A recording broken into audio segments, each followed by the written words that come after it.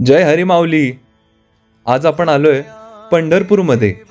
साक्षात भूवैकुंठ म्हणून ओळखल्या जाणाऱ्या या विठुरायाच्या नगरीत आपलं स्वागत आहे। मंदिराकडे जाताना लागणारा हा महाद्वार पाहताच भक्तिमय वातावरण जाणवतं। हा व्हिडिओ पाहिल्यावर तुम्हाला नक्कीच पंढरपूरमध्ये आल्याचा भास होईल। चला तर मग निघूयात विठुरायांच्या दर्शनाला। जगण्याचे देवा लाभो ऐसे बळ, दुर्गुणाचा वळ पहावेना। जगण्याचे देवा लाभो ऐसे बळ, दुर्गुणाचा वळ पहावेना। सद्गुणाची देवा वाढो ऐसी कळ, मरणाची झळ साहवेना। जगण्याचे देवा लाभो ऐसे बळ, दुर्गुणाचा बळ पहावेना।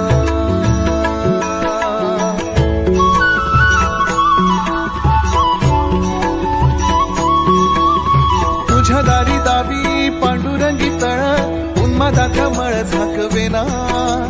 विठ्ठलाची आस वाढावी सरळ, विषाचे गरळ टाकवेना। जगण्याचे देवा लाभो ऐसे बळ, दुर्गुणाचा वळ पहावेना। ऐसे लाभो भान देगा देवा दान, चरणात ध्यान राहू देगा। अमृताची वेळ अमृताचा कुंभ, भक्तीचा मृदुंग वाजू देगा।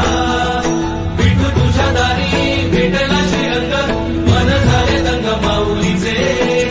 घडो तुझी प्रीत वाढो तुझा संग, जीवनाचा रंग पाहू देगा।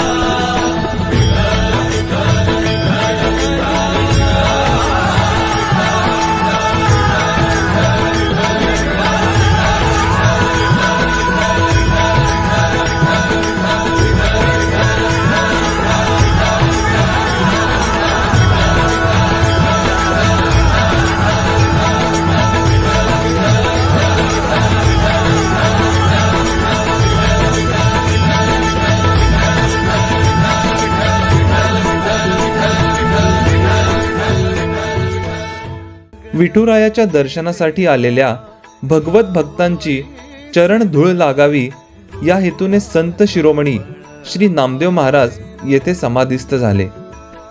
आजही अनेक भक्त या पायरीवर नतमस्तक होऊन विठोबाचं स्मरण करतात। असं मानलं जातं की या पायरीवरून केलेलं दर्शन गाभाऱ्यातील प्रत्यक्ष दर्शना इतकंच पुण्यप्रद आहे। नामदेव पायरी म्हणजे भक्तीची साक्ष आणि वारकरी संप्रदायाचं श्रद्धास्थान आहे। तुम्ही पंढरपूरला गेलात तर या पवित्र पायरीवर नक्कीच नतमस्तक व्हा। नामदेव पायरीच्या समोरच असलेली विठुरायांचे निस्सिम भक्त श्री संत चोखोबा यांची ही समाधी। बोला पुंडलिक वरदे हरी विठ्ठल, श्री ज्ञानदेव तुकाराम, पंढरीनाथ भगवान की जय। असेच नवीन नवीन इन्फॉर्मेटिव्ह व्हिडिओ पाहण्यासाठी चॅनेलला जरूर सबस्क्राईब करा। आणि हो, व्हिडिओ कसा वाटला ते कमेंट करून नक्की सांगा।